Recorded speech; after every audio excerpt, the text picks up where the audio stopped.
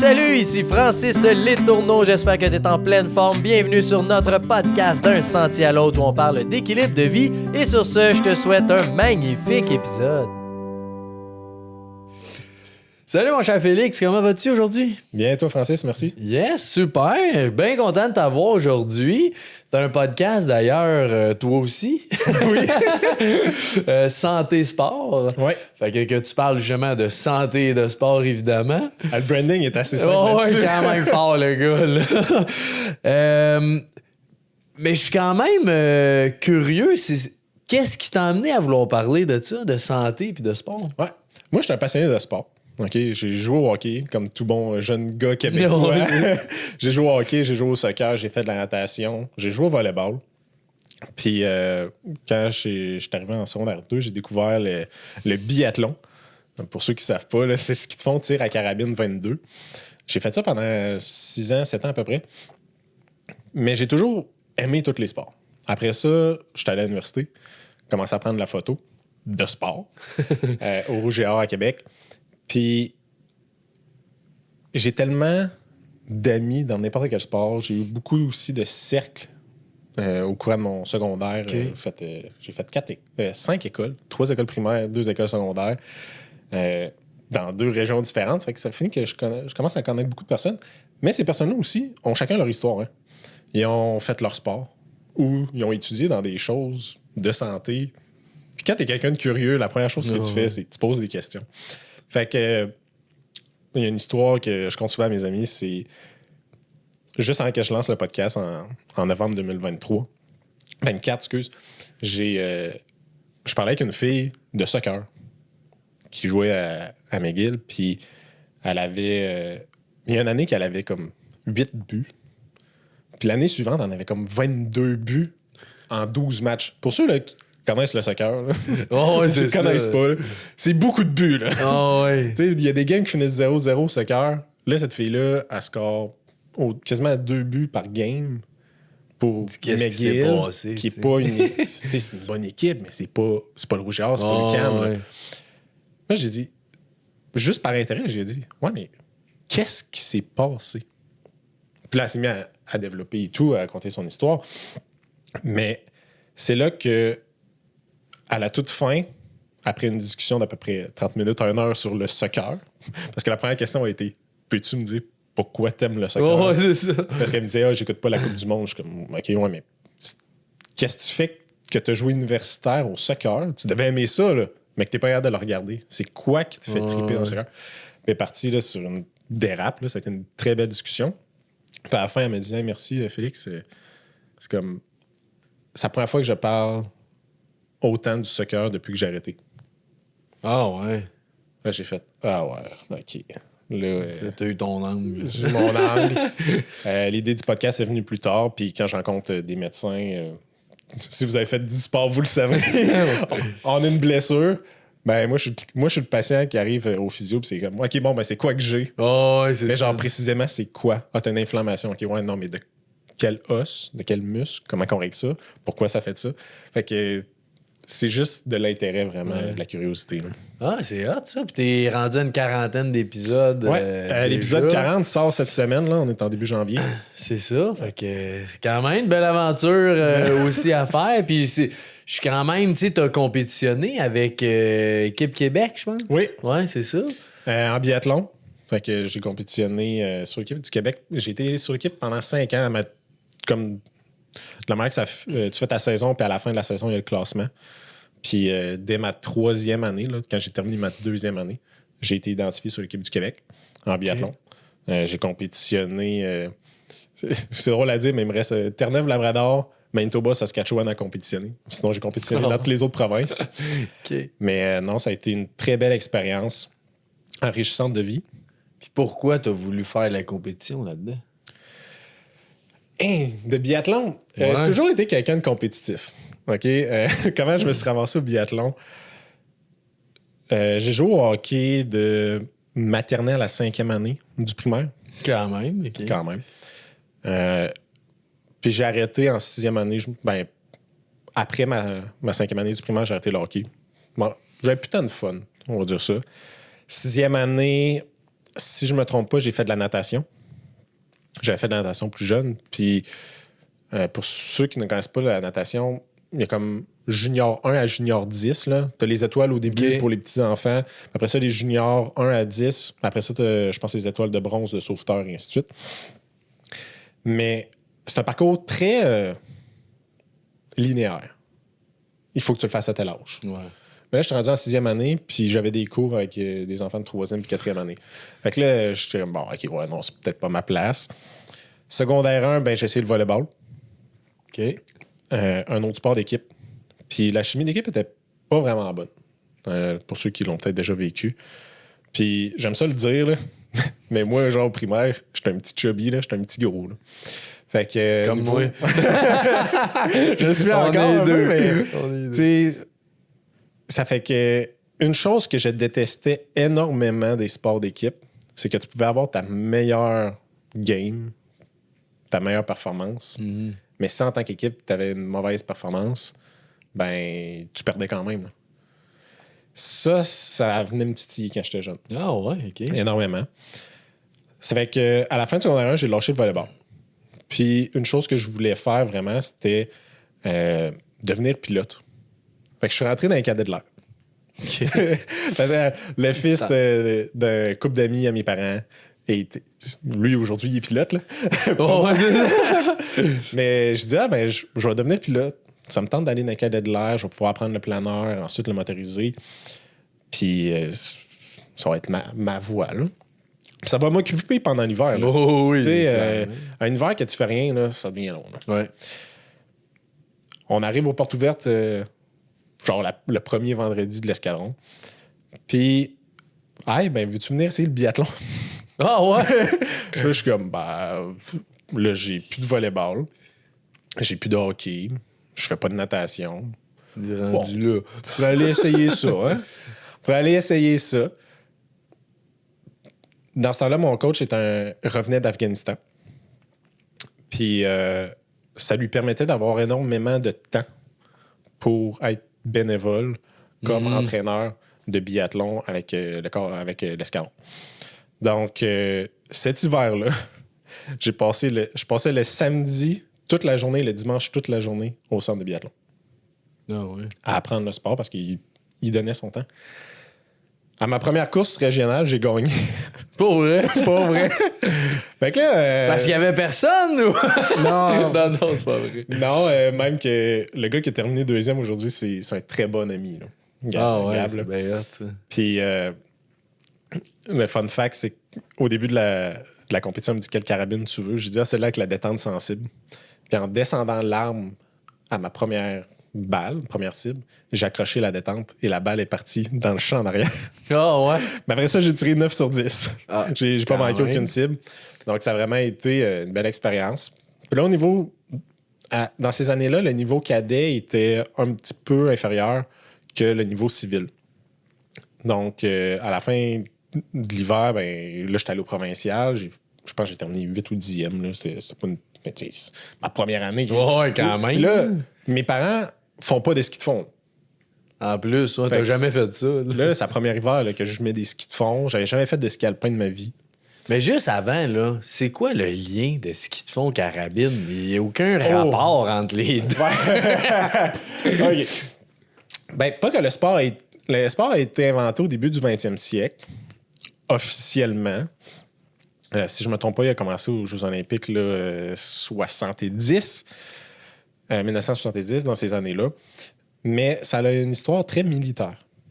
Lors de la Deuxième Guerre mondiale, les Russes et les Norvégiens parcouraient le nord, ce qu'on appelle la course patrouille. Ça ne se fait pas au niveau de la Fédération internationale, mais quand il y a des compétitions militaires encore, ça existe, là, des compétitions militaires, un peu comme les compétitions de pompiers. Il y a la course de patrouille. Puis, dans le fond, ben, imaginez un quatuor ou un trio d'infanterie. Je sais que quelques places dans le monde, je ne me rappelle plus lesquelles, étaient en raquette. Donc, raquette avec un tir de précision.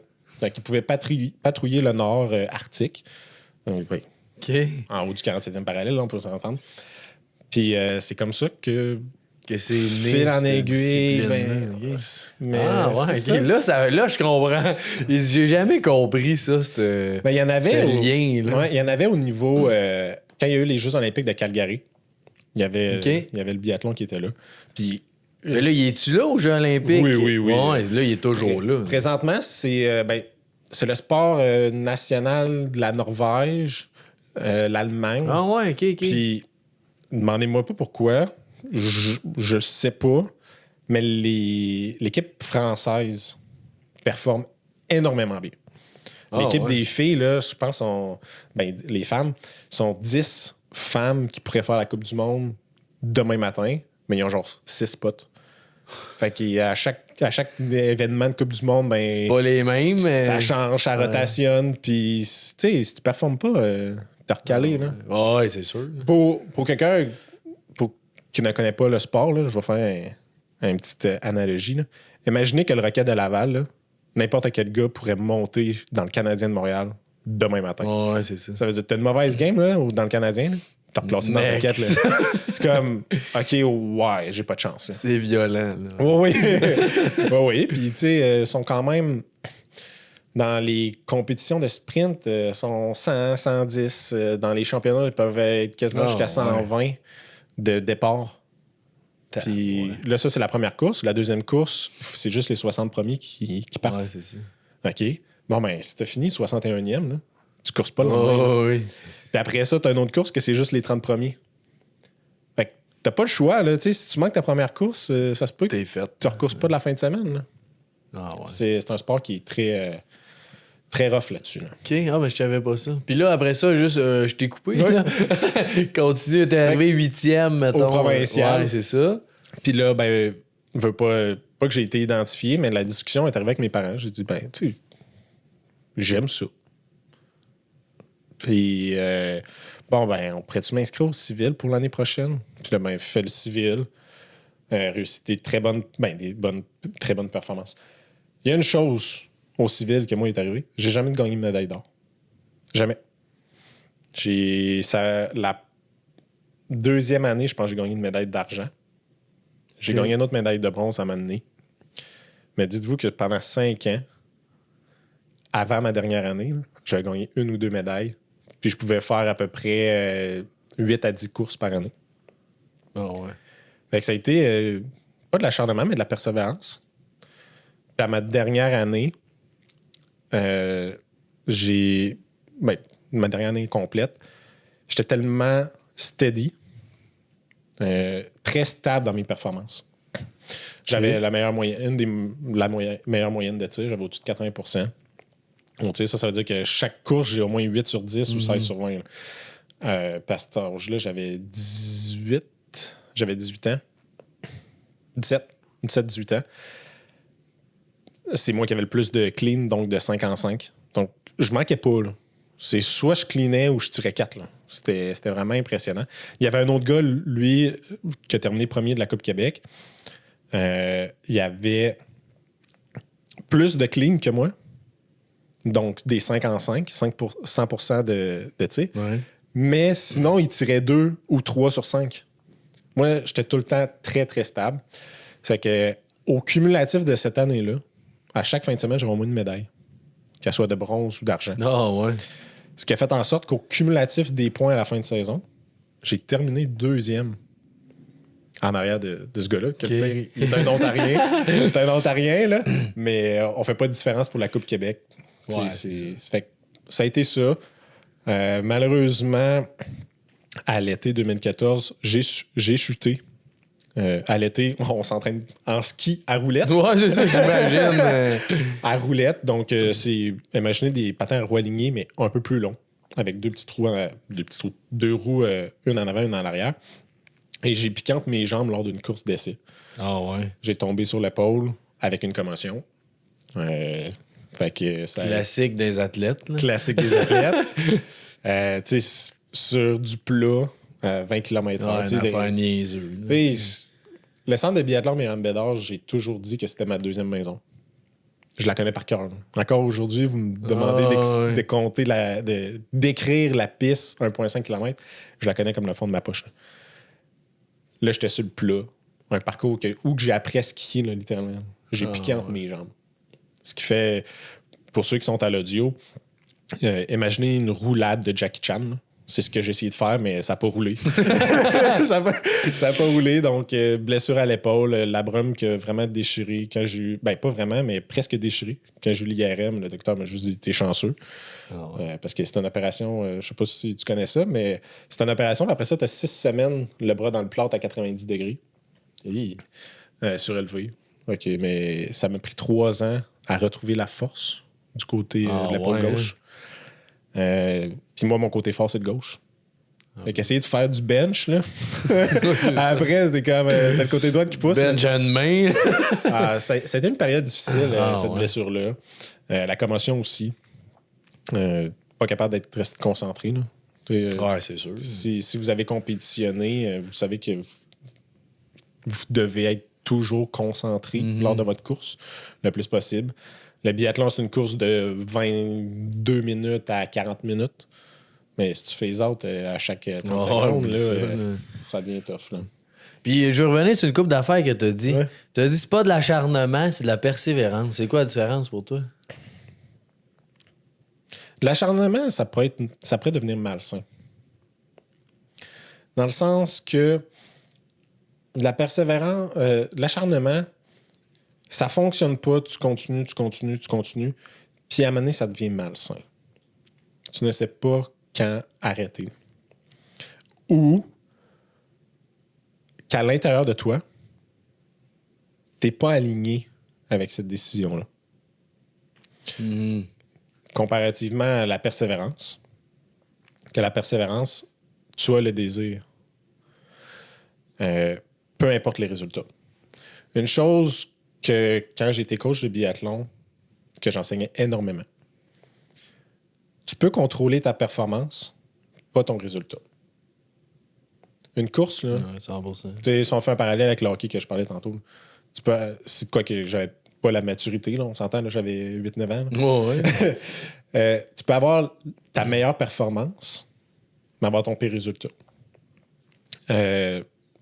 Pourquoi il y a du monde qui me disait « Mais Félix, t'as fini 2 ans à cette course-là, pourquoi t'es si content? » Ouais, mais c'est parce que c'est ma meilleure course à vie. Une chose qui est spéciale à dire, c'est mon meilleur tir, là, ne me le demande pas, je m'en rappelle pas. Tellement que quand j'ai fini mon tir, je me suis levé du tapis. Puis au biathlon, quand vous manquez une cible, vous devez faire une loupe de pénalité de 150 mètres. T'as beau quand même. Mais quand moi, je me suis levé du tapis, là, puis là, la loupe est tout de suite après le chantier, je suis comme... J'ai-tu des loupes à faire? Je me rappelle même plus c'est quoi que j'ai tiré. J'ai fait de quoi? Mais j'avais cleané. J'étais tellement dans ma zone. T'étais trop concentré, c'est ça. Puis, pour revenir à ta question, pourquoi, Félix, t'es tellement content de ça? Ouais, mais c'est parce que, comme, c'est beau. C'est pas désastreux. Une autre histoire que j'aime conter de biathlon, je me suis planté à 3 mètres de la fin. J'ai fini 4e sur une course. Par 4 secondes. Par 4 secondes, j'ai perdu une médaille de bronze parce que je me suis planté à 3 mètres avant le finish. Je me suis levé à la tête. J'ai vu la ligne d'arrivée. Je me suis dit, ça va être plus rapide que je roule, que je me relève puis que je reparte. Parce qu'au biathlon, pour ceux qui font de l'athlétisme, du vélo, limite, il y a un règlement sur la ligne de finish. Ben, au biathlon, c'est la fixation. Donc, le début de ta botte. Le début de ta botte. Ben, je me suis dit, ça va être plus rapide si je roule, que je me tourne, je fasse un 180 puis que ma botte passe. C'est ça. Tu sais, c'est pas le bras, là, c'est vraiment le bout de la fixation. Donc, j'ai fait une petite. J'ai vraiment fait une roulade. J'étais à terre, à pleuvante. Roule sur le dos. Let's go, on passe le pied. Puis tu dis que quand t'es le plus fier de toi, ce moment-là, qu'est-ce qui fait que dans ton esprit, tu te dis pas « Ah si, j'ai quand même 2e ». Tu sais, qu'est-ce qui fait que t'es aussi fier de toi puis t'es pas le premier? Ouais, c'est facile. Je peux pas le contrôler. Ça fait vraiment... C'est vraiment bête comme réponse, mais c'est ça, je peux pas le contrôler. Tu peux le contrôler. Je comprends ce que tu veux dire. Ouais. Mais t'as tout donné pour mieux performer, mais t'aurais sûrement pu changer quelque chose là-dedans qui t'aurait amené à... ton point est excellent. J'ai tout fait pour améliorer ma performance. Ce que je peux pas contrôler, c'est le résultat. Oui. Le gars en question, Alex Dupuis, si jamais t'écoutes ça. Dis mon petit tabarouette. Alex était un gars comme moi. Mais c'est drôle, je ne l'avais pas connu dans son jeune temps. C'est un gars comme moi qui est arrivé dans le milieu du biathlon quand même tard, là, à 13-14 ans. Il n'avait jamais fait de ski de fond. Puis ce gars-là a été très persévérant. Il a travaillé énormément sur son ski. C'est sûr qu'il avait quand même une bonne physiologie de base, mais c'était pas exceptionnel là, au début. Mm-hmm. Puis il l'a vraiment amélioré. Mais moi, ce gars-là, c'était lui qu'il fallait que j'aille chercher. C'était lui que je m'entraînais pour battre lui. Oui, là. clairement. Puis Alexandre, il a très bien coursé. Je veux pas y enlever ça. Tu sais, le monde du biathlon là, au Québec, dans la catégorie que j'étais, on était 7, 7-8. Là. On se connaît tous. Là. Oh, On se oui, connaît tous. ça. Ça fait tout 2-3 ans qu'on compétitionne contre. C'est tout le temps les mêmes gars, les mêmes filles aussi. Fait que cette course-là, là, que j'ai fini 2e là, après lui, là, la chose qui est arrivée, c'est que si je me trompe pas, c'était une mass start, un départ groupé, donc tout le monde part en même temps. Premier tour, moi j'arrive au chantier, là, je suis 6e là, sur 8 là, ou sur 7. Là. OK. Mais je tire genre clean ou 4. Non, j'ai tiré clean, ouais, je me rappelle. L'histoire s'en vient. Fait que les gars, ils étaient plus rapides que moi en ski. C'était vraiment pas ma force c'était le tir. Donc, deuxième tour, ben, je suis comme 4e, parce que les gars étaient arrivés devant moi. Hein. Je me refais dépasser un peu. J'arrive 5e. Ben là, je clean encore au deuxième chantier. Fait que là, je me ramasse comme 2e. Alexandre est encore en avant. Là, on est 3e tour. Ben, Alexandre continue à prendre de l'avance. Je me fais rattraper par un gars ou deux. J'arrive au 3e tir, au 4e tir. 3e tir. Ouais, excuse. 3e tir. Je clean. J'ai 5 en 5. Alex a 2 fautes. Fait que lui, il s'en va dans le loop de pénalité. Mais là, moi, je clean, là. Ouais. Pour bien le visualiser, moi, je passe tout droit de la loupe, puis lui est en train de tourner. Puis une loupe de 150 mètres, c'est à peu près 25 secondes à 30 secondes. C'est quand même long, ça. Quand même long, là, dans une course de 32 minutes. Oh, ouais, c'est ça. Fait que là, le 4e tour, je suis premier, là. C'est une très belle performance, ça. Fait que là, j'arrive à mon 4e tir. Puis le biathlon, c'est un sport très mental. Hein. Tu veux pas manquer ta cible. C'est sûr. Tu veux pas manquer. Oui, tu manques. Tu veux pas manquer. Là, j'étais à 15 en 15. J'ai jamais fait un 20 en 20 en compétition. Fait que là, ça commence à traiter dans la tête. Je veux le faire. Je manque ma première cible. Debout. Ma 16e cible, je la manque. Puis je suis comme, OK, bon, là, j'ai manqué, je peux me permettre. Ouais.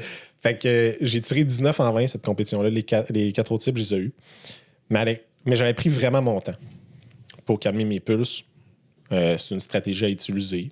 Mais Alexandre, c'est lui qui avait beaucoup de clean, mais qui n'était pas très stable au niveau de son tir.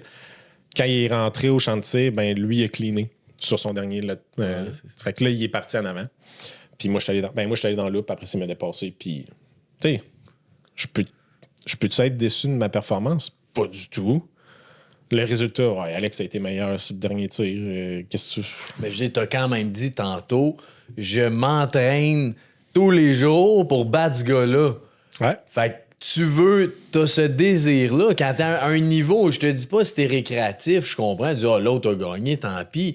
Mais tu dois quand même avoir ce désir-là, à ce niveau-là, de dire, m'a le battre, lui, tabarnak slack, tu sais. Oui, tu te dis ça, mais c'est là qu'on en revient à l'acharnement et la persévérance. Mm-hmm. Le fait que si ne pas le battre, le soir, je suis chez nous et je suis pas capable de dormir, là, ça, c'est de l'acharnement.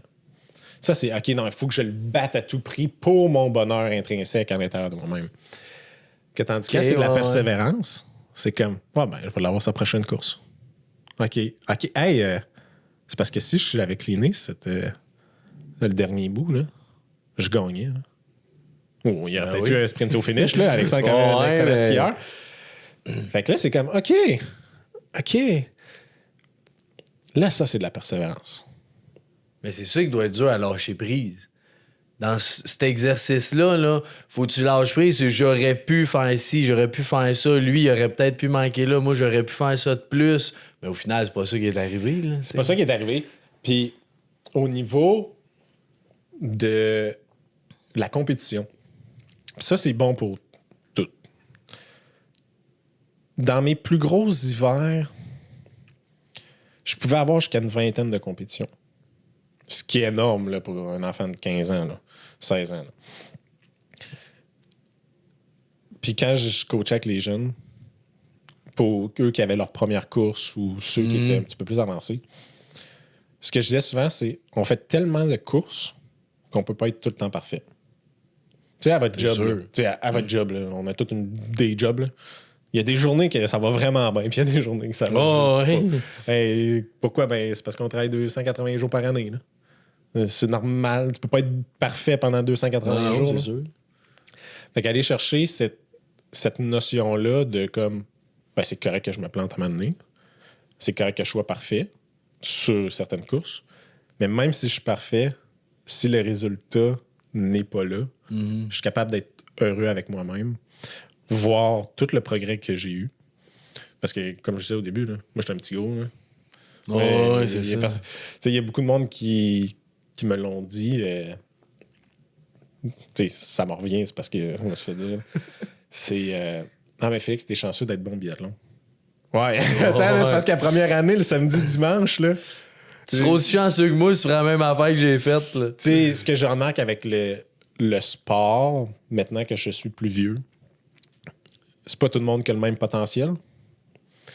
Il y en a qui vont l'apprendre tout de suite. Tu sais, mais moi, dans le plongeon, là, ça va me prendre du temps à apprendre à faire un front flip. Là. Moins naturel. C'est ça. Je suis capable d'en faire des front flips, mais je me dis comment que je fais pour arrêter dans les airs pour faire un plongeon après. C'est je suis sûr que je parle à Alexandre Despatie puis il ferait genre ouais, mais t'ouvres tes bras là. Plus comme... Ouais, mais si vous avez déjà fait un front flip, là. Oui, ça arrête pas de ça même, tourne, ça. Comment je fais pour savoir que là, ma tête est correcte, bien alignée pour que j'ouvre puis que. J'ai travaillé pro, mais je pense que c'est ce qui fait la beauté, là. Ouais. D'avoir tout le parcours que tu vois, tu sais. T'es quand même rendu à 160 épisodes. Là. Si tu regardes ton premier épisode, il y a peut-être des erreurs à gauche, à droite. C'est pas pareil, ça, c'est sûr. Puis, tu sais, moi aussi, je suis rendu à 40. Je parlais avec quelqu'un, il me disait ah, tu sais, t'as un invité, il parlait drôlement. Je suis comme, ouais, c'est parce que c'est la première fois qu'il y avait un micro devant la face. Là. Oui, c'est ça. Je suis rendu à 40, puis t'es rendu à 160. Est-ce que j'ai une facilité de parler? Oui, j'ai souvent été devant des caméras, sur scène. Juste ça, quand t'es athlète, t'es exposé quand même à ça. Là. Exact. Là. Puis, c'est quoi la plus grande différence que tu vois quand tu réussis là, tes tirs? Maintenant, tu ton clean, tu as eu 5 sur 5. C'est quoi qui fait que tu réussis 5 sur 5 puis l'autre, tu le rates? C'est mentalement, c'est physiquement, c'est...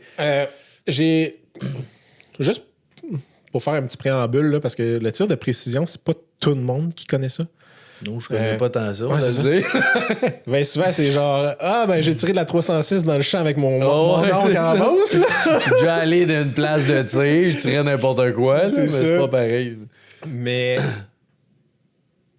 le tir, c'est un sport 80% mental, 20% physique. Comme la majorité des sports, je pense. Ben, tu sais, on pourrait prendre l'haltérophilie. OK, non. Ouais, ça, je comprends. Le 100 mètres, le 100 mètres excuse-moi, là, 100 mètres, le mental. Ben, il faut que tu l'ailles. Il faut que tu l'ailles. Mais c'est pas la même proportion. Que tandis que le tir, c'est vraiment 80% mental, 20% physique, là, de capacité. Dans le sens que tu vas t'entraîner 1 an de muscu, là, tu vas être capable de tirer en tir de précision. C'est pas une charge difficile à faire. Ouais. C'est de quoi de mental et de très technique. Donc, un aspect qu'on apprend chez les jeunes quand vous apprenez le tir de biathlon, pour que vous pouvez imaginer un champ de tir de biathlon si vous n'en avez jamais vu. Il y a le pas de tir. Le pas de tir aussi qu'on se couche ou on se tient debout pour tirer. Les cibles sont à 50 mètres. quand on tire debout, ça a la grosseur à peu près d'un pamplemousse. Et quand on tire couché, c'est un petit peu plus gros qu'un 2 piastres. OK. 50 mètres, c'est long. Oh, Fait qu'une différence de 1 mm peut faire une différence de 50 mm à la cible. Il y a le vent au travers. Mon plus beau tir, comme je comptais tantôt, je ne me rappelle pas, parce que j'étais dans ma zone. C'était purement 100% mécanique, là. Sinon, si vous sortez de votre mécanique, ben c'est là souvent qu'arrivent des erreurs. Là, vous avez entendu un bruit en arrière. Pour ceux qui n'ont jamais vu l'ambiance d'une course de biathlon, là, les championnats du monde, là, quand Nova Mesto, que je me suis fait dire que le centre de biathlon est une chambre d'écho. Là. OK. Fait que, mettons, vous pouvez imaginer, les stades de biathlon, c'est à peu près entre 5 et 10 000 personnes de grosseur. Mais là, il y a 10 000 personnes qui crient. Là. Puis au biathlon, quand vous avez une cible, ça crie « Yeah! » Puis ça fait « Oh! » Puis là, si vous êtes la personne locale ou le leader, ça change. Dans les départs groupés, ben, vous pouvez être 30 à tirer en même temps. Fait que là, le monde des estrades vont crier pour leur monde. Là. Ouais, t'as du yé puis du A partout, tout le temps. Tout le temps. Fait que là, si vous laissez déconcentrer par ça, au niveau du tir, ben, la détente, il faut y aller très tranquillement. Au niveau de la respiration, ben, il faut la couper à un certain moment. Il y a plusieurs techniques, différentes façons de faire. Donc, c'est là que ben, j'ai pris un peu trop d'air, j'ai shaké, il y a eu une rafale de vent que j'aurais dû retenir mon tir. Il y a tout ça qui rentre en compte. Ouais. Mais l'aspect le plus important du tir, c'est que le biathlon, c'est selon moi, là, je suis biaisé, la boxe puis la UFC pourrait rentrer là-dedans. C'est le sport que tu dois déconnecter avec un échec le plus rapidement possible. Le meilleur tireur l'année passée a tiré debout en 12 secondes, 12-13 secondes. 5 balles. Oh, ouais. C'est qu'enlever sa carabine, changer de chargeur, tirer 5 balles, remettre la carabine sur le dos, ça a pris 12 secondes. Puis là, enlever la carabine, changer de chargeur, ça prend un certain temps. Mettons qu'on met 3 secondes. Il reste 9 secondes. C'est moins de 2 secondes par cible. À chaque fois.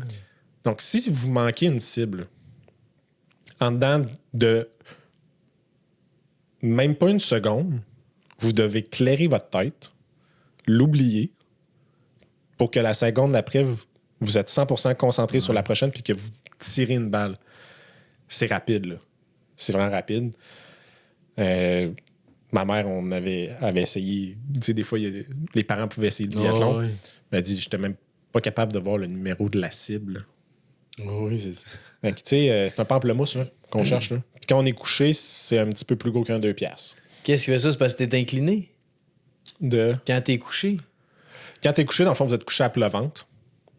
Ça ressemble un peu à une position. Non, mais t'as le choix d'être couché ou debout. Non, dans le fond... Ah non, OK, je pensais que c'était un choix. Quand il y a 2 tirs, le premier tir, il est couché. Le deuxième, il est debout. OK. Après ça, les courses, c'est couché, couché, debout, debout. Sauf l'individuel que là, ils font coucher, debout, coucher, debout. OK. Mais non, c'est un sport qui est connu, là, c'est vraiment... Mais toi, dans ce que toi, t'as vécu, là, c'était quoi l'élément que tu dis, quand ça, j'étais comme ça marche, puis quand j'avais un autre élément, ça, je sais pas... Ouais. Moi, j'ai toujours été un technicien. En n'étant pas le meilleur... Tu sais, moi, le VO2 max, je suis pas un athlète. Là. J'aurais jamais fait les Jeux olympiques, malheureusement, à mon grand désarroi. Mais j'étais... Tu sais, ça a de l'air niaiseux, là, mais j'étais tellement pas bon qu'il fallait que ma technique soit la meilleure. Ce qui a fait en sorte que quand je suis arrivé au niveau du tir, c'est un sport technique. C'était pas... on va dire que c'était de la passion. On va dire ça. On va dire que c'est de la passion. J'ai fait énormément de tirs à sec. Ça, dans le fond, on tire pas de balles. Mais ça, tu fais ça chez toi, genre dans ton sous-sol. Tu sors ta carabine, puis tu fais la motion de tirer. Tu pratiques ta détente. Les meilleurs biathlètes et tireurs de précision, donc pour ceux qui ont déjà tiré une carabine, sur la détente, il y a un petit lousse. Puis comme vous pouvez jouer avec, là, un peu comme avec un stylo. Meilleur exemple. Vous jouez avec un stylo, là, peut-être que le stylo va jamais sortir, mais vous pouvez quand même peser sur le bouton en arrière. Mais il y a un moment que quand vous cliquez, ben là, le stylo sort. C'est la même chose avec une détente. Prendre le lousse, qu'on appelle, donc le lousse de la détente. Puis après ça, il y a un certain poids pour déclencher la balle. Mm-hmm. Mais ça, on est capable d'aller chercher 90% de cette force-là. Juste avec la sensibilité de ton doigt, puis de la connaissance mécanique, mémoire musculaire et tout. Donc, puis là, on n'est pas en tir de précision, on est en biathlon. C'est que tes pulses à 160, Ouais, 170. en plus, c'est ça. Là. Être capable de sentir le mouvement d'1 ou 2 mm d'une détente, ben ça devient un autre art. Mais ça, moi, je l'avais à 18 ans. Une chose que les jeunes, moi, je le dis à tous les jeunes qui commencent le biathlon, quand tu prends une position en biathlon, puis là, on rentre hors geek un peu dans le biathlon. Quand on s'aligne, il y a un alignement naturel. Ça, en des termes vraiment simples, c'est que si tu fermes les yeux, puis je brasse la carabine, la place que tu vas te replacer est ton alignement naturel. Pendant 1 an complet, à chaque fois que je tirais couché, je faisais un alignement naturel. Ça, pour le faire, là, tu fermes les yeux, tu prends 2 respirations, tu regardes t'es où, puis tu t'ajustes les hanches en conséquence. Mais moi, à chaque tir couché que j'ai fait, sauf en compétition, je faisais ça. Mais après 1 an, là, moi, j'étais couché, puis j'étais comme... Je faisais mon alignement naturel, mais là, j'étais... Hey, tout le training, j'ai pas eu à me réajuster. Je le sais exactement c'est quoi mon alignement naturel sur chacune des cibles. Mm-hmm.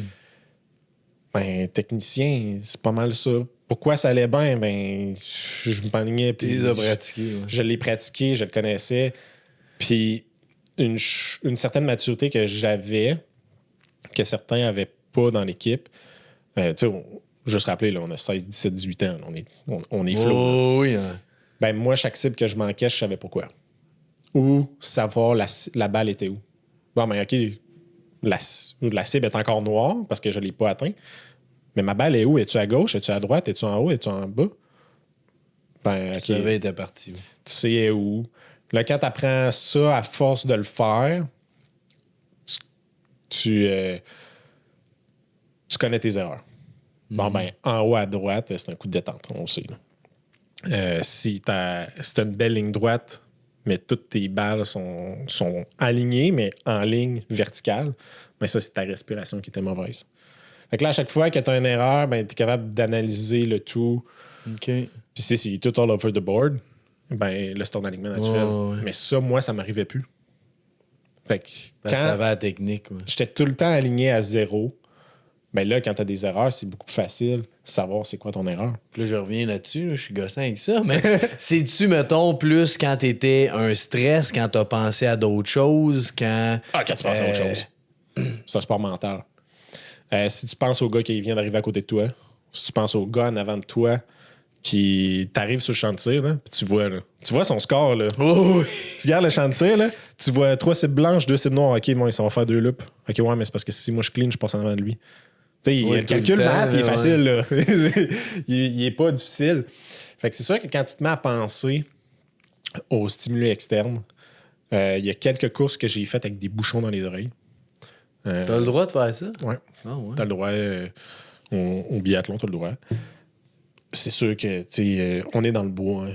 Fait que quand il y a quelqu'un qui te traque en arrière, tu l'entends. Tu sais, il y a ça. Mais au niveau de ma respiration, moi, je trouvais que ça me... Si vous avez déjà mis des bouchons là, dans un milieu silencieux, là, vous entendez votre respiration. Ah ouais, c'est fou. Là.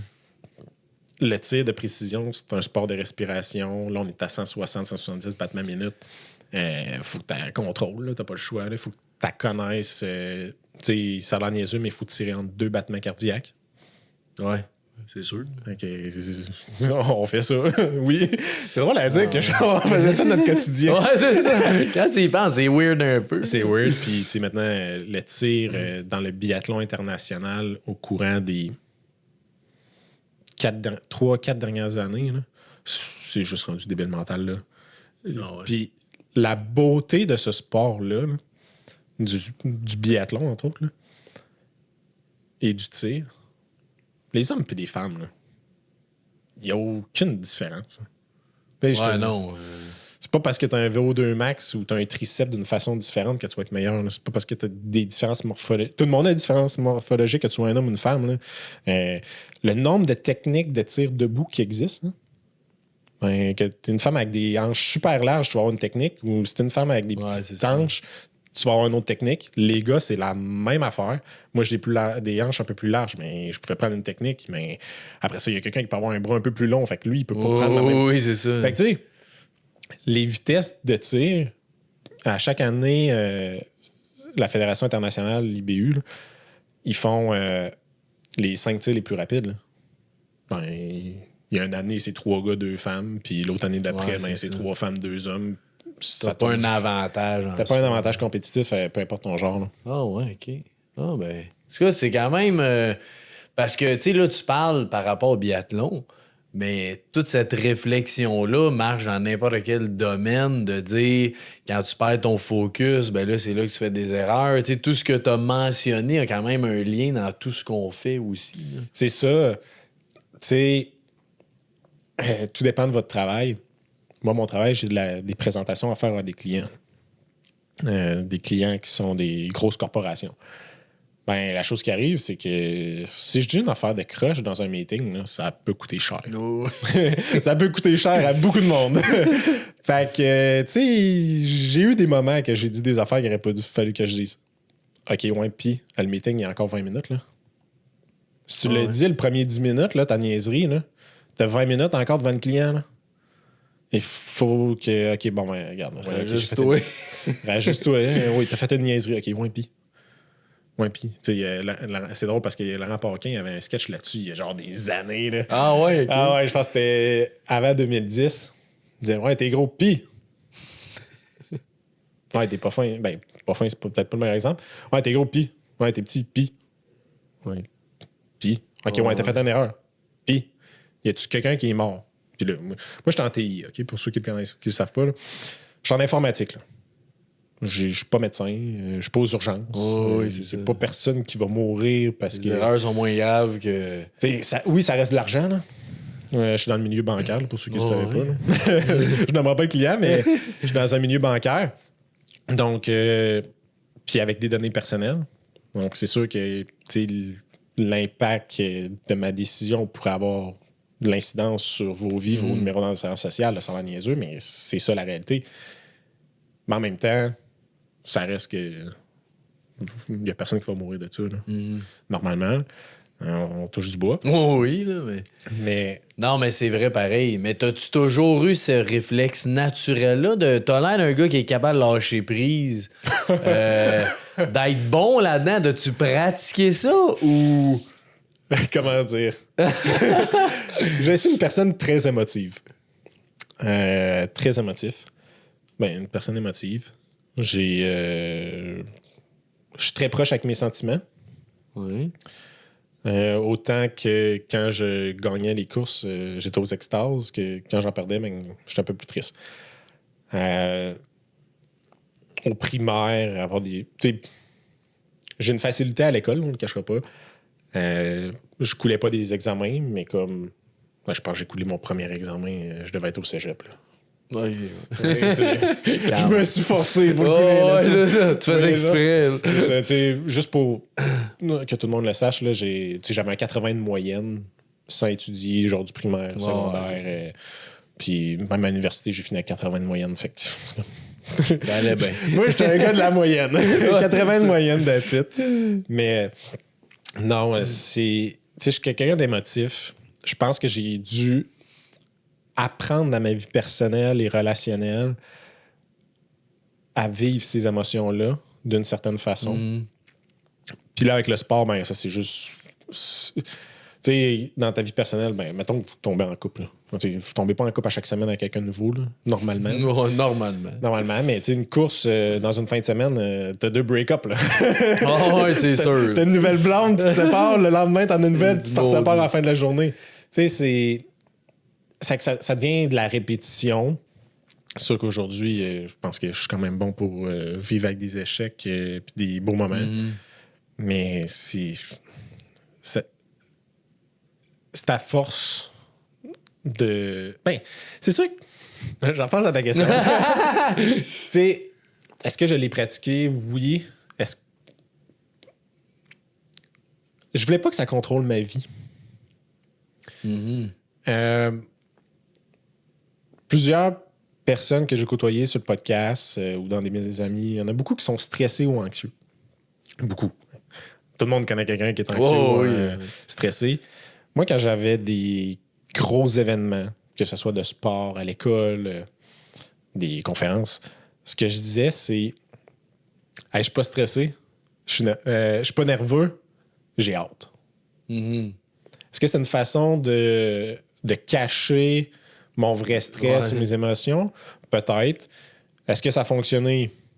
Je pense que oui. Aujourd'hui, je suis capable d'identifier quand je suis stressé. Ouais, c'est ça. Tu sais, ce que j'ai remarqué, c'est avant une course, avant une conférence, avant de monter sur scène, avant un podcast, j'ai hâte. Pourquoi? Ben, je suis capable quand même de me concentrer. Je suis capable de manger. Je suis capable de dormir. Mais quand je suis pas capable de dormir le soir, là, moi, je suis quelqu'un qui se couche et qui s'endort. Mais ça fait 5 minutes, je dors pas. Là. C'est comme, OK, ouais, non, ça me stresse. Ouais, c'est ça. Fait que là, OK, ben, je reconnais que ça me stresse.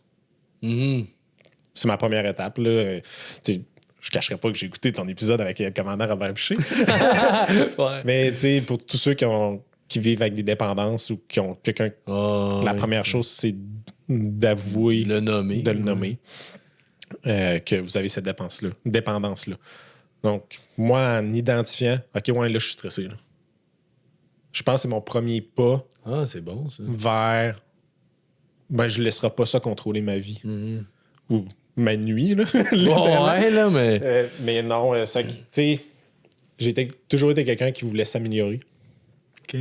Fait que ne pas vouloir que ça contrôle ma vie, ben, il veut pas ça que j'ai fait des efforts, j'ai fait beaucoup d'introspection suite à des événements, autant positifs que négatifs. C'est ça. Puis tu sens-tu aujourd'hui que autant avant que tu avais une pression quand même de performer, aujourd'hui, tu dois avoir d'autres pressions par rapport au travail ou peu importe, là. Est-ce que tu sens que ça t'aide ou à l'inverse, cette pression-là te nuit plus qu'à t'aide? Parce que la pression, c'est bon, puis des fois, c'est pas bon. Là. Ou est-ce que tu te mets, avant ça, est-ce que tu te mets une pression face à toi? La réponse courte, oui. Normalement. 40 épisodes en 40 semaines, oui. Ouais, c'est ça. On pourrait dire que je cache le perfectionnisme. Je suis quelqu'un de très... J'aime planifier.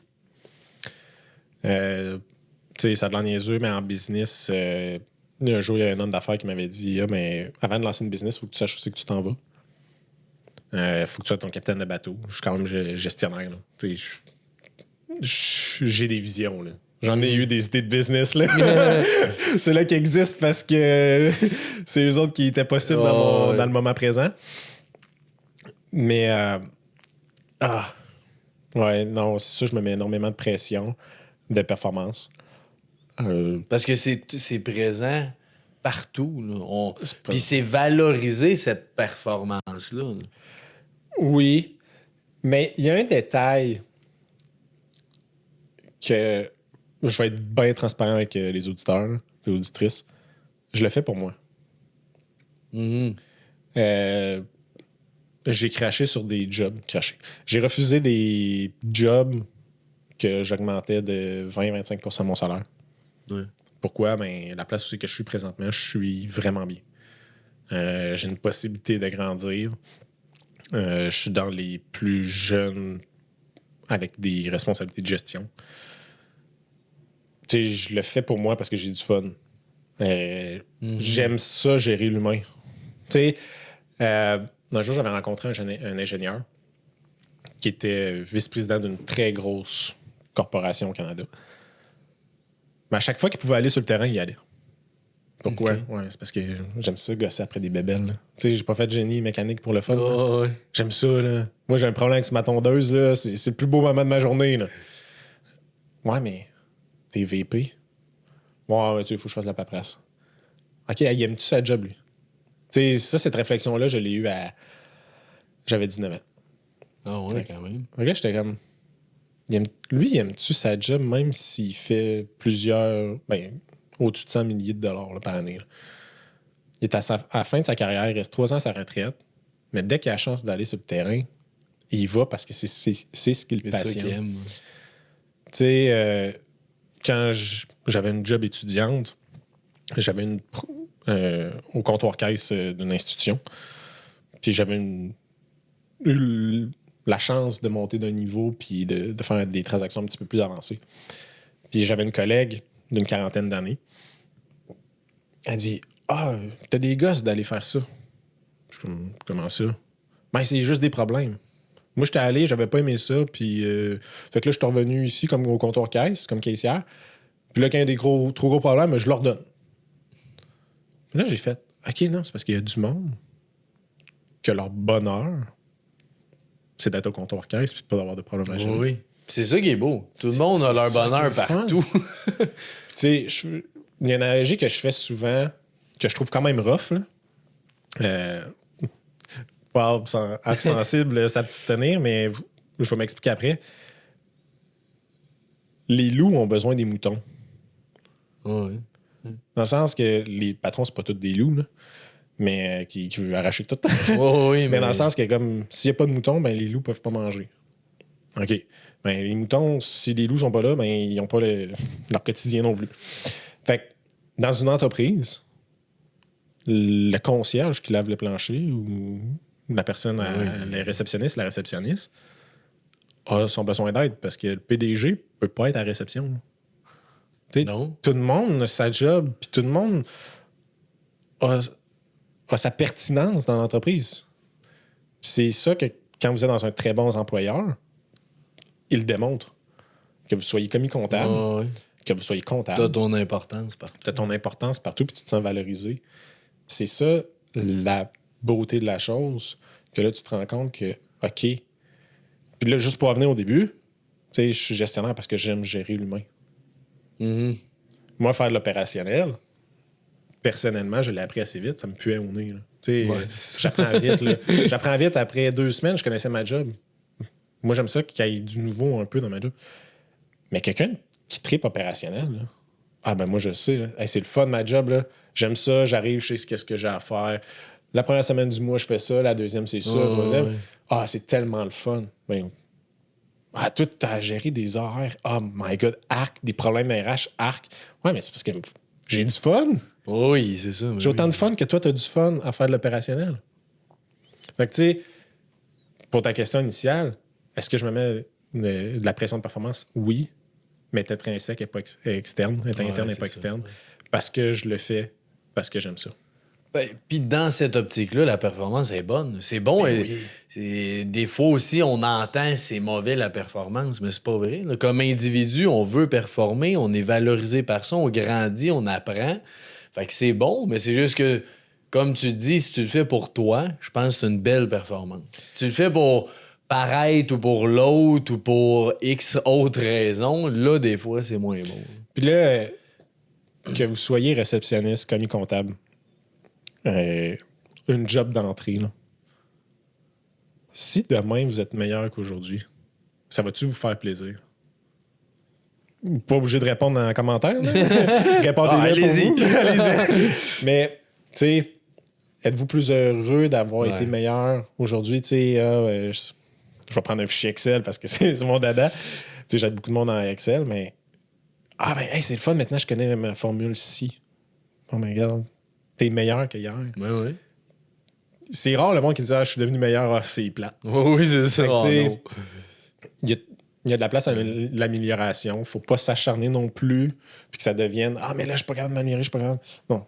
Allez-y un pas à la fois à votre vitesse, puis vous allez voir, là, ça va tellement être soulageant par après. Là. Puis comment tu vois, même dans ton rôle actuel ou avant, plus comme athlète, là, ben, tu fais encore des sports. Là, oui. que ça prend quand même de la discipline. Là. Toutes ces choses-là, que tu dois tasser des choses, tu dois faire des choses quand ça ne te tente pas, mais tu dois les faire. Cette discipline-là, tu vois ça plus comme un... pas une prison, mais tu sais, c'est-tu quelque chose qui t'amène quelque part, qui te donne une liberté, ou c'est quelque chose qui te pogne, que t'as plus le choix d'être discipliné? C'est philosophique, mon enfant. T'as deux questions en une. Je vais commencer à répondre par la discipline. OK? C'est drôle parce que cette semaine, j'écoutais un reel sur Instagram. Puis je pense que c'était Alexandre Mosey qui parlait de la discipline. Moi, aller au gym, c'est-tu de la discipline? C'est une habitude. Ces temps-ci, j'y vais 5 jours semaine. Ça fait 5 jours semaine que je vais au gym, là, puis lever de la fonte. Oh, ouais. Chest bras. Depuis octobre.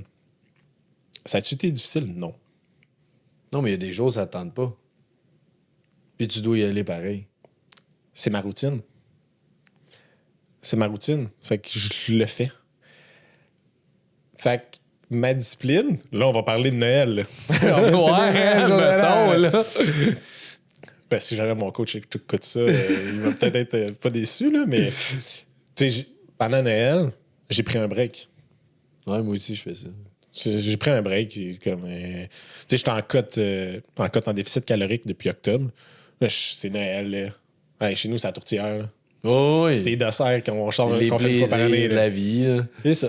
Fait que, mais cette année, ce que j'ai fait, la discipline que j'ai eu à avoir, c'est pas me garocher dans le dessert, mieux contrôler mes portions.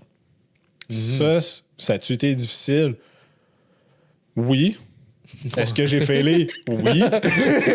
Hey, quand je joue aux cartes, là, puis t'as l'assiette de pain d'épices, la première fois de ma vie, j'ai fait des pains d'épices. Des biscuits pain d'épices. Puis, ma mère en avait jamais fait. On a fait ça ensemble. Puis, c'était bon, calme. Ouais. Side note. Mais quand j'ai vu l'assiette de biscuits en pain d'épices, là, à côté, là, j'en ai mangé. Puis, là, je me suis dit, OK, bon, le jour de l'an, c'est le dernier. Mais là, hier, là, je me suis dit, OK, là, c'est le dernier. Repartir la machine, retrouver ma routine, ça me prend de la discipline. Ouais, ça oui. Ouais, c'est vrai. Ça oui. Moi, je sais que les nutritionnistes savent ça quand on dit ça, là, mais moi, je suis une bébête à sucre. OK? Moi, un sac de chips, là, il peut être chez nous pendant 3 mois. Là. J'ai aucun problème avec. M'amène une boîte de. Un dessert, là, un genre un Reese. Là. Amène des Reese. Là. Genre, j'en mange, t'attends qu'il n'y en a plus. Là. Fait que mon truc, quand je suis arrivé en appart, c'était j'achèterais pas de petits gâteaux vachons. Là. Est-ce que j'ai de la discipline? Certaines personnes pourraient dire que non. Là. Ben oui, t'as de la discipline à l'épicerie de pas l'acheter. C'est ça. Elle est tough, cette discipline-là. Pour moi, elle est plus facile. Oh, oui, 100%. Puis en plus, là, ça devient une décision économique. Là. 2 boîtes à 6-7 piastres. Oh, oui. Puis en plus. OK, ouais, mais c'est 6-7 piastres que j'ai pas pour mettre ailleurs. Mais je l'ai pas chez nous, fait que la décision est facile. Là. Mm-hmm. Ça, c'est... Mais parce que ça, je trouve ça intéressant quand tu reviens des fêtes, parce que moi aussi, j'étais un peu de même, là.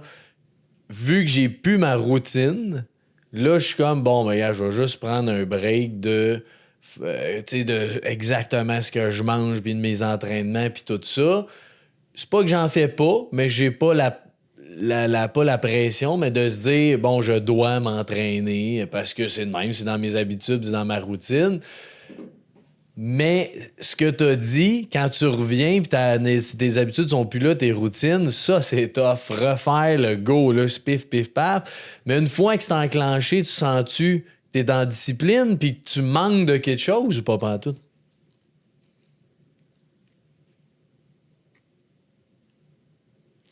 Je pense pas que je manque de quoi. Je suis une personne 0 ou 100 dans la vie. Fait que quand je prends un break, là, hier, là, jugez-moi, là, mais j'ai binge-watch une saison complète de Younger sur Netflix. Fait que Parfait, j'ai littéralement été assis sur mes fesses de 6h à 10h devant la télé à binge-watcher un sitcom sur Netflix. Mais l'affaire, c'est que depuis le mois de février que je travaille sur mon podcast avec ma job à temps plein. Tu sais, il y a du monde qui me voyait, Félix, comment ça va? On peut-tu voir, je travaille 60 à 70 heures par semaine. Tu sais, j'ai ma job de jour. Je vais te dire mon horaire quotidien. Là. Je suis peut-être pas un exemple à suivre. Puis, juste en préambule, je n'ai pas d'enfant, je n'ai pas de blonde, je n'ai pas de chum. Fait que ma vie est assez simple à gérer. Ouais. J'ai un agenda à gérer. Mais quand même, tu fais ça pareil. Exact. À 5 heures, je me lève. 5h30, je suis au gym. Jusqu'à 6h30. 6h30 à 7, je fais mon cardio. 7 à 7h30, c'est douche, déjeuner. De 7h30 à midi, je travaille dans ma day job. Là, on a vu qu'on était en fin d'année, au mois d'octobre. Ben, j'avais un dîner de 30 minutes. Après ça, de midi et demi à 5 heures, je travaillais. Si j'ai un enregistrement le soir, souvent, je commence à 18h ou 18h30. Fait que j'ai 1 heure pour monter le studio, souper, relire mes notes de recherche. Après ça, on finit à 8h, 8h30, 9h. Je me couche à 9h30, 10h parce qu'à 5h, je suis relevé pour aller au gym c'est le ça. lendemain. Puis si j'ai pas d'enregistrement, ben j'édite des vidéos de 18h à 21h. À 20h30, mettons. Je prends un petit break dans ce temps-là. Fait que tu sais, ça, c'est mon horaire. Pas même un choix. Puis j'ai en... Je veux juste pas me tromper dans les années, là. En plus, ça vient de changer. En janvier 2024, je suis parti à Dubaï pendant 3 mois pour immigrer. Mais juste avant ça, tout le monde me disait « Hey Félix, slack. Tu travailles trop. » Puis j'ai slacké. Puis là, j'en ai écouté des films. Puis moi, je suis un vrai cinéphile. Ah ouais, okay. Je suis pas... Ouais, j'abuse pas. Je connais ça, puis je pourrais parler de cinéma à profusion. Okay. Puis là, je me suis mis à écouter comme beaucoup de films. Là. Genre rien faire mes soirs, puis rien faire de mes fins de semaine. Là. Je l'ai fait. Là. À ce moment-là, c'était pas le moment aussi que j'étais le plus heureux dans ma vie. Non, un peu dépressif. Un peu dépressif, ouais. C'est ça, c'est parce que t'as plus de sens un moment donné. Pourquoi je fais tout ça? Pourquoi j'écoute des films? Genre, ça sert à quoi de vivre? Ah, OK, je vais rester à ma petite job, je suis bien payé et tout, mais comme... Ouais, ton sens à la vie, genre, ça fait quoi? Ouais. Fait que là, je travaille beaucoup, énormément. Puis là, ouais, mais là, tu devrais slacker. Ouais, mais là, regarde, on vient de voir Noël. J'ai pris un break, là. Là, je commence à recommencer, là. Oh oui. Tu sais, c'est tough à repartir à la machine. Très tough. Mais comme, là cette semaine, là, je suis comme, ah ouais, là. Là, je commence à avoir faim. Là. J'ai le goût d'écrire à du monde, puis les inviter sur le podcast, puis faire mes relances. OK, la preuve, cette semaine, ben là, c'est sûr qu'on a changé d'année. Mon calendrier 2026, là, les épisodes sont quasiment tous setés. Là. J'ai un très gros projet qui va venir à la fin 2026, que je peux pas encore en parler, malheureusement. Mais j'ai un très gros projet qui arrive à la fin de l'année. Là. Mais là, je m'en venais tantôt, là. J'ai quand même 2h30 de char à faire. J'ai dit, OK, là, je préfère ça. Ouais, c'est ça. Fait que là, OK, ouais, là, la tête a eu son break. J'ai décroché. Je pense que c'est bon. Ouais. Là, c'est sûr que je vais retomber dans une période intense de travail. Je le sais que... Puis là, avec le gros projet qui s'en vient... Tu sais, quand on fait une année de calendrier de podcast, tu le sais, là, tu trouves les temps morts dans l'année. Oh oui. Tu sais, je vous cache le repas, là. Juillet à août, là. Il n'y a pas bien d'enregistrement. C'est plus dur. Il y en a un qui est en camping, l'autre est en escalade, il y en a une expédition, il y en a qui sont en Floride, sont en vacances avec la belle famille à Ouais, le monde sont pas là. Ils sont pas là, puis ils n'ont pas la tête à ça. Tu sais, les personnes qu'on rencontre, toi puis moi, là, c'est du monde occupé aussi, là, qui ont une vie. Oui, ben c'est sûr. Souvent, ils sont travailleurs autonomes, ils ont leur propre business, ils ont d'autres choses à fouetter, puis quand c'est l'été, ils décrochent. Oh, ouais. Fait que là, ben, OK, bon, ben, pour l'été, si vous le savez, au Québec, on a à peu près un bon 8 semaines. Ben, moi, je sors un épisode par semaine. C'est 8 épisodes qu'il faut qu'ils soient enregistrés avant le 1er juillet. En plus de tous ceux-là qui arrivent pour la fin juin.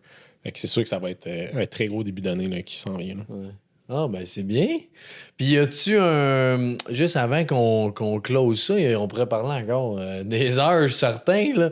Y aurait-tu quelque chose, un conseil, un truc par rapport au sport, santé, que t'aimerais partager, t'aimerais dire? Bouger un peu plus. Bouger. Ce que je veux dire par là, prenez le temps. Ouais. Prenez le temps que vous avez.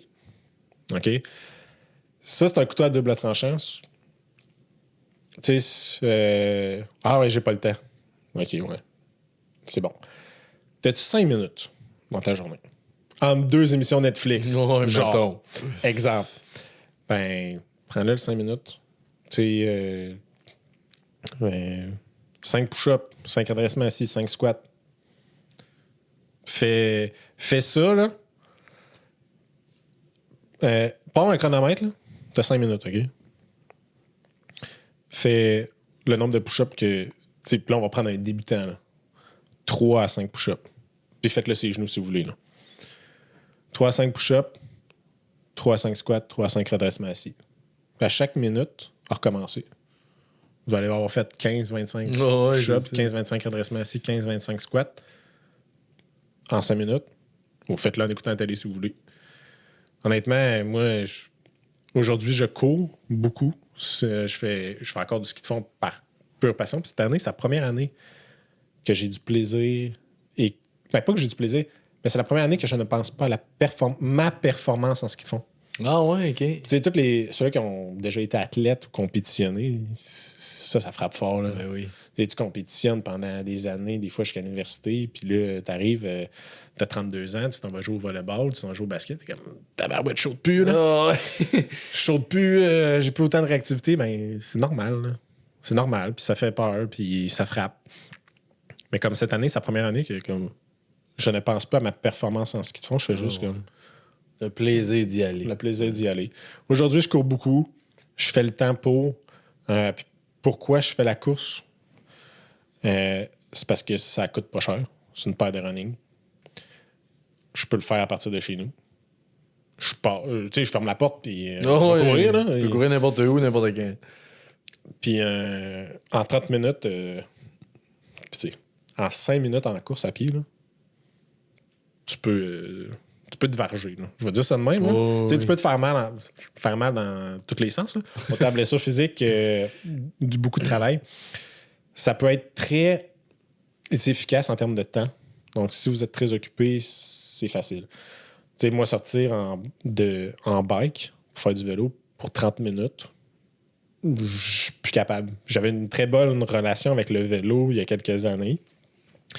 J'ai fait le tour du lac Saint-Jean à Saint-Jean. C'est 267 km. Il y a des étés qu'à chaque fin de semaine, je sortais pour au moins 100 km. Fait que, moi, dans ma normalité, sortir en bike, c'est minimum 40-50 kg. Ouais, c'est ça. Mais là, 50 kg, là, c'est 2h25 de moyenne. C'est long, là. Quand même. Est-ce que tu as le temps de faire ça? Ouais, je sais pas. OK. Mais course, hein? Gym, c'est un peu le même concept. Là, c'est mon heure dans ma journée d'activité physique. Je bloque ça. Il est de 5h30 à 6h30. Puis moi, je suis performant le matin. Là. Je wake up le matin. Là. Soir à 4h, 5h, j'ai une job quand même très cérébrale. À 5h, 6h, là, aller commencer. Me forcer, me lever, aller au gym, pour moi, c'est un plus gros effort, ça, que me lever à 5h puis y aller à 5h le matin. Fait que trouver ce qui est bon pour vous. Trouvez ce qui rentre dans votre routine. Si vous avez des longues périodes de dîner à cause de votre emploi, puis que vous dites, je suis tout le temps sur mon sel, en train de dîner, je suis curieux d'être sur mon sel, ben, allez prendre un cours de yoga, allez prendre un cours de... Va marcher au pire autour du bâtiment, peu importe. Là, allez prendre l'air. Maintenant, c'est sûr que la société québécoise, on est bon là-dessus. Là. On fume plus trop. Là. Il y a une chose que ça faisait fumer, ça allait prendre l'air, puis le soleil. Là. Fait que, tu sais, sortir dehors, touch grass, marcher du pied dans le gazon, des fois, ça permet de. Ce que tu as dit, c'est bon, c'est de commencer avec quelque chose de facile et simple.